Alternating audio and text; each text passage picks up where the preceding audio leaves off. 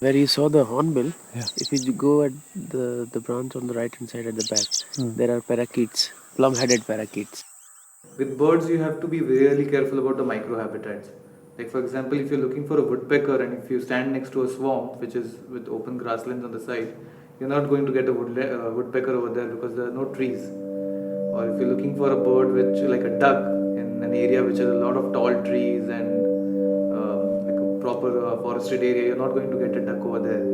So first of all, getting that microhabitat correct is really important. The fun part is when sometimes if you are looking for one particular species and you're trying really hard and then you hear a call, obviously it's not as big as a tiger, so you have to use your binoculars and keep on listening to the bird calls that are happening around you.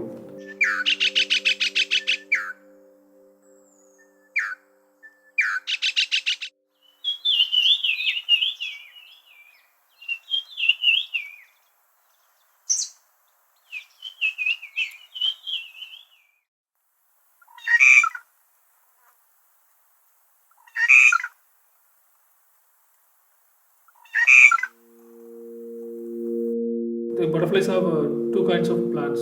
They like it. One is the larva host plant where they prefer, they need to lay eggs. They also need some nectaring plant. They need to suck the honey. So once you plant all those plants together in a particular garden, so eventually you'll get all the butterflies there.